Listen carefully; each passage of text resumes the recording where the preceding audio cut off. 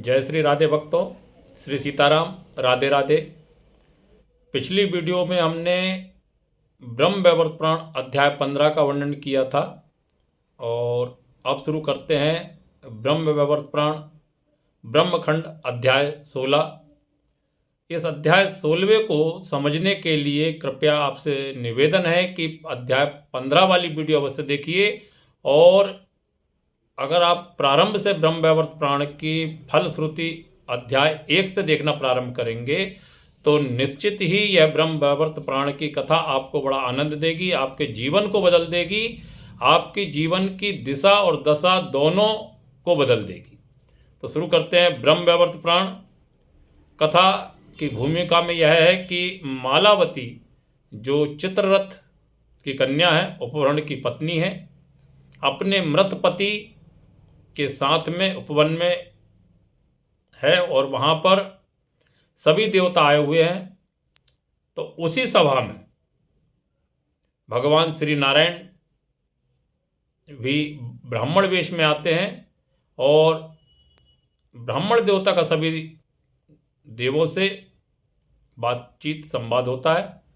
तो प्रारंभ करते हैं। शौनक जी के पूछने पर सौती मुनि कहते हैं कि ब्राह्मण को आया देख। पूरा देव समुदाय उठकर खड़ा हो गया था। फिर वहाँ सभा में उन सब की परस्पर बातचीत हुई है। यह ब्राह्मण रूपधारी साक्षात भगवान विष्णु है। यह बात देवताओं को समझ में नहीं आई। भगवान श्री विष्णु की माया से मोहित होने के कारण वे पूर्वापर की सारी बातें भूल गए। शौनक जी उस समय ब्राह्मण ने सब देवताओं को संबोधित करके मधुर वाणी में यह बात सत्य कही है कि जो प्राणियों के लिए परम कल्याणकारक है। ब्राह्मण बोले, देवताओं, ये उपवरण की भार्या और चित्ररथ की कन्या है और पति शोक से पीड़ित होकर इनके स्वामी जीवनदान के लिए याचना की है। अब इस कार्य के लिए निश्चित रूप से किस उपाय का अवलंबन करना चाहिए, सब देवता मिलकर मुझे यह उपाय बताएं जो सदा काम में लाने योग्य तथा समयोचित हो। मालावती श्रेष्ठ सती एवं तेजस्विनी है। वह अपना मनोरथ सफल न होने पर समस्त देवताओं को श्राप देने का सामर्थ्य रखती है। अतः आप लोगों के कल्याण के लिए मैं यहाँ आया हूँ और मैंने सती को समझा बुझाकर शांत भी किया है। सुना है आप लोगों ने श्वेत द्वीप में श्री हरि की स्तुति की थी, परंतु आप लोगों के वे स्वामी भगवान विष्णु वहां आए नहीं और क्यों नहीं आए। आकाशवाणी हुई थी कि तुम लोग चलो, पीछे से भगवान विष्णु भी आएंगे। आकाशवाणी की बात तो अटल होती है, फिर वह विपरीत कैसे हो गई। ब्राह्मण की यह बात सुनकर के साक्षात जगत गुरु ब्रह्मा ने अपने यह परम मंगलमय सत्य एवं हितकर की बात कही है। ब्रह्मा जी यहाँ पर कहते हैं, मेरे पुत्र नारद ही शापवश उपवरण नाम के गंधर्व हुए हैं और फिर मेरे हिसाब से उन्होंने योग धारणा के द्वारा प्राणों का त्याग किया है। भूतल पर उपवरण की स्थिति 1,00,000 युग तक नियत की गई है, यानी कि जो उपवरण थे उनकी एक आयु 1,00,000 वर्ष निश्चित की गई थी। इसके बाद वे शूद्र योनि में पहुंचकर उस शरीर को त्यागने के बाद फिर मेरे पुत्र रूप में प्रतिष्ठित हो जाएंगे। भूतल पर उन्होंने उनके जो रहने का समय नियत था, निश्चित किया गया था, उसका कुछ भाग अभी शेष है। उसके अनुसार इस समय इनकी आयु अभी 1,000 वर्ष तक और बाकी है। मैं स्वयं भगवान विष्णु की कृपा से उपवरण को जीवन दान दूंगा। यहाँ यह बात आई है कि मनुष्य जब भी कोई कार्य करे तो उसमें मैं शब्द का उच्चारण या अहंकार ना करे और अपनी बात कहने के लिए भगवान श्री हरि नारायण को बीच में अवश्य साक्षी करे कि मैं ऐसा कर दूंगा, लेकिन हरि कृपा से ऐसा काम हो जाएगा, लेकिन हरि कृपा से। तो यही बात ब्रह्मा जी ने कही है कि मैं उपवरण को जीवित कर दूंगा, किंतु हरि कृपा से और जीवन दान दूंगा, जिससे इस देव समुदाय को श्राप का स्पर्श ना होगा। वह उपाय मैं अवश्य करूंगा। ब्राह्मण, आपने जो यह कहा था कि यहाँ भगवान विष्णु क्यों नहीं आए, सो ठीक नहीं है, क्योंकि भगवान विष्णु तो सर्वत्र विद्यमान है, वही सबके आत्मा है। आत्मा का पृथक शरीर कहाँ होता है। वे स्वेच्छामय परब्रह्म परमात्मा भक्तों पर अनुग्रह करने के लिए ही दिव्य शरीर धारण करते हैं। वे सनातन देव सर्वत्र हैं, सर्वज्ञ है और सबको देखते रहते हैं। विष अर्थात धातु व्याप्तिवाचक है और ऋणु का अर्थ होता है सर्वत्र, अर्थात वे सर्वात्मा श्रीहरि सर्वत्र व्यापक है, इसलिए विष्णु कहे गए हैं। कोई अपवित्र हो या पवित्र अथवा किसी भी अवस्था में क्यों ना हो, कहीं भी क्यों ना हो, जो कमल नयन भगवान श्री विष्णु का स्मरण करता है वह बाहर भीतर से पूर्णतः पवित्र हो जाता है। एक श्लोक भी आया है, आप पवित्र व सर्वस्थाम गत्वपि वा या स्मृत पुंडरीकाक्षम स्वभावंतरम शुचि।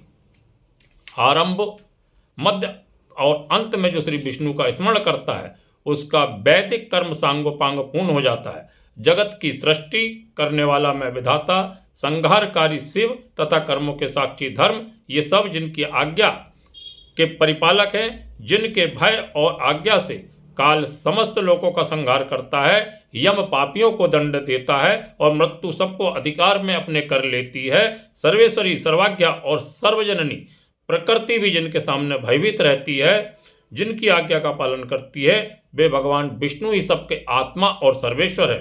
अब भगवान महेश्वर यानी कि भगवान भोलेनाथ शिव यहाँ पर कहते हैं, हे ब्राह्मण, ब्रह्मा जी के जो प्रसिद्ध पुत्र हैं उनमें से किसके वंश में तुम्हारा जन्म हुआ है।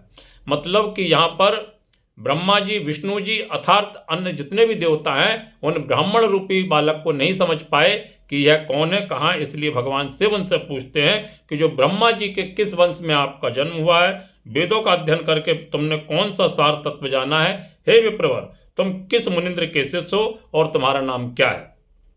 तुम अभी बालक हो तो भी सूर्य से बढ़कर तेज धारण करते हो, तुम अपने तेज से देवताओं को वितरित करते हो, परंतु सबके हृदय में अंतर्यामी आत्मा रूप से विराजमान हमारे स्वामी सर्वेश्वर परमात्मा विष्णु को नहीं जानते हो। यह आश्चर्य की बात है। उन परमात्मा के ही त्याग देने पर देहधारियों का शरीर गिर जाता है और सभी सूक्ष्म इंद्रिय वर्ग एवं प्राण उसके पीछे उसी तरह निकल जाते हैं जैसे राजा के पीछे उसके सेवक जाते हैं। जीव उन्हीं का प्रतिबिंब है।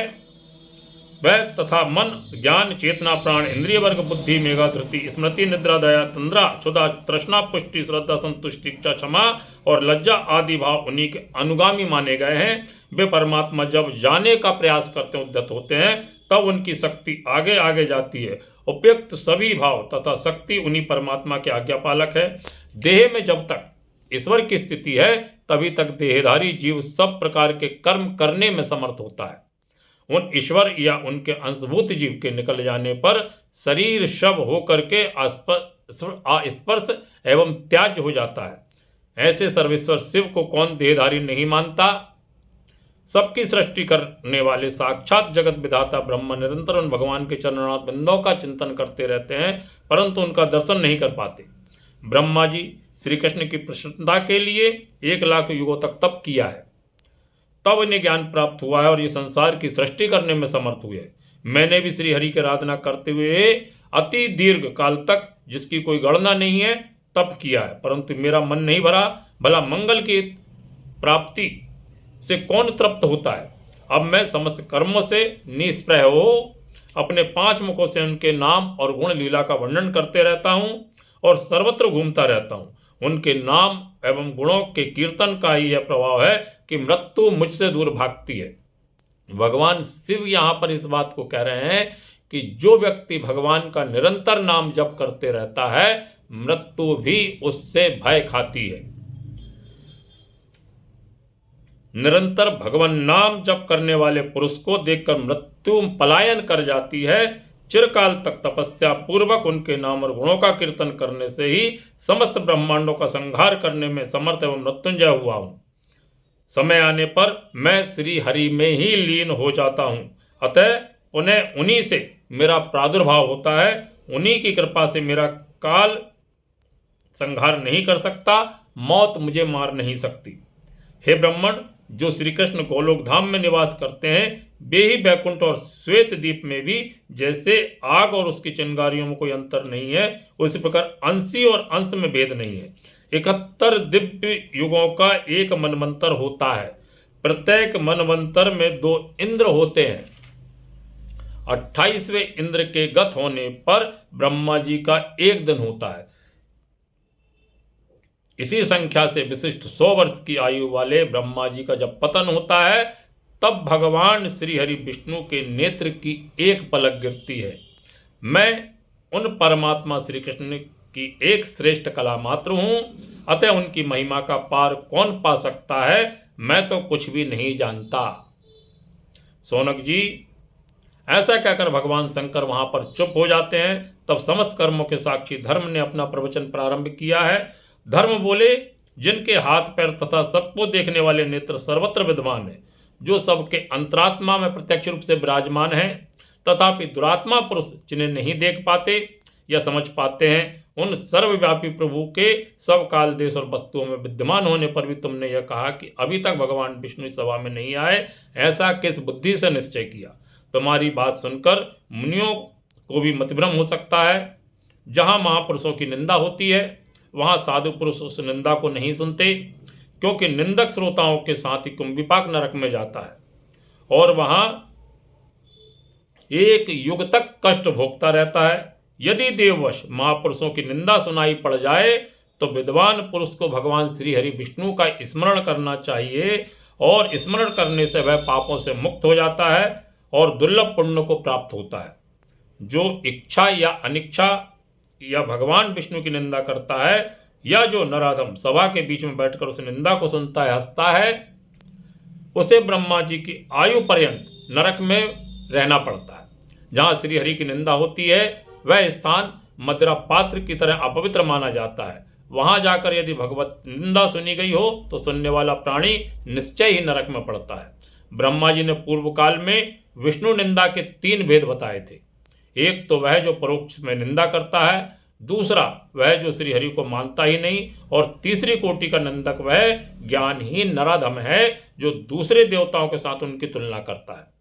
सो ब्रह्मा की आयु पर्यंत उस निंदक का नरक से कभी उद्धार नहीं होता।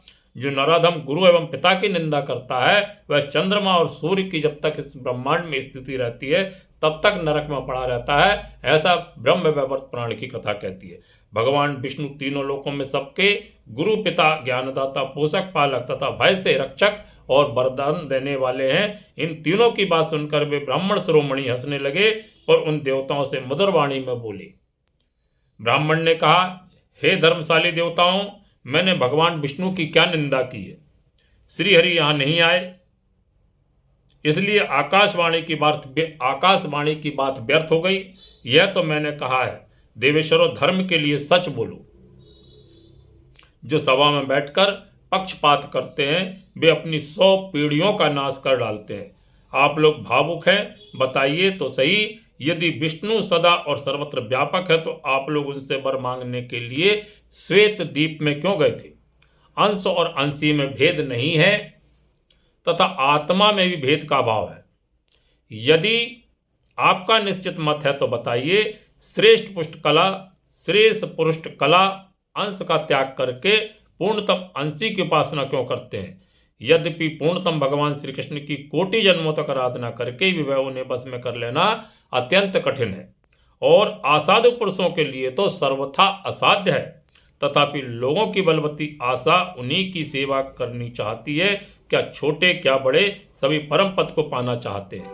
जैसे कोई बौना पुरुष अपने दोनों हाथों से चंद्रमा को छूना चाहे, उसी तरह लोग उन पूर्णतम परमात्मा को हस्तगत करना चाहते हैं, प्राप्त करना चाहते हैं। जो विष्णु हैं वे एक विषय देश में रहते हैं, विश्व के अंतर्गत श्वेत द्वीप में निवास करते हैं। आप ब्रह्मा, महादेव, धर्म तथा दिशाओं के दिक्पाल भी एक देश के निवासी हैं।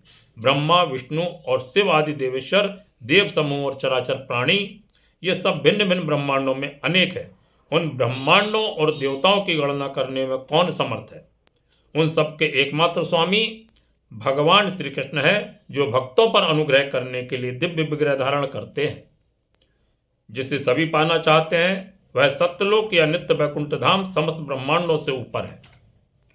उससे भी ऊपर गोलोक है, जिसका विस्तार 50 करोड़ योजन है। भगवान श्री कृष्ण का जो गोलोक धाम है उसकी स्थिति बताई गई है कि वह 50 करोड़ योजन का है। वैकुंठ धाम में वे सनातन श्री हरि 4 भुजाधारी लक्ष्मीपति के रूप में निवास करते हैं।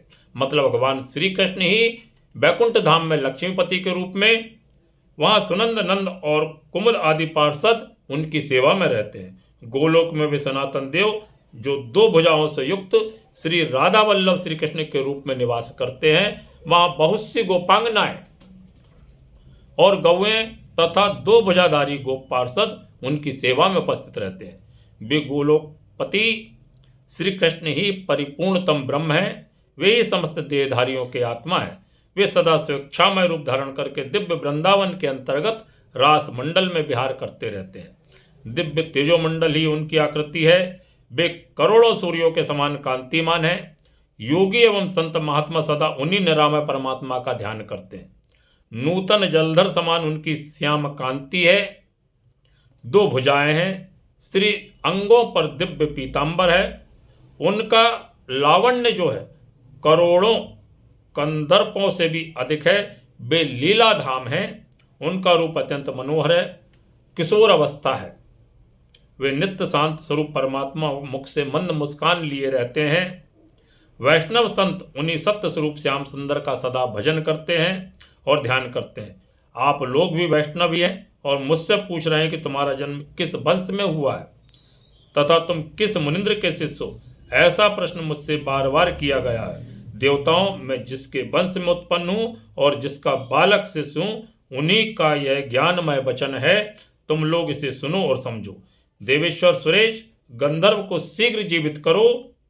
विचार व्यक्त करने पर स्वतः ज्ञात हो जाता है कि कौन मूर्ख है और कौन विद्वान। अतः यहाँ वाक युद्ध का क्या प्रयोजन है? तो सौती मुनि कहते हैं कि सौनक जी, शिव ऐसा कहकर वे ब्राह्मण रूपधारी भगवान विष्णु चुप हो गए और जोर जोर से हंसने लगे। भक्तों, कथा बड़ी रहस्यमय है। चूंकि बहुत अध्याय है, इसलिए थोड़ा सा शीघ्रता से इसको आपको सुनाया गया है। आपको ये हमारी कथा कैसी लगी कृपया कमेंट करके हमें अवश्य बताइए और अगले अध्याय की वीडियो देखने के लिए हमारे चैनल को सब्सक्राइब कीजिए। जय श्री राधे, जय श्री कृष्णा, राधे राधे, श्री राधे श्री राधे श्री।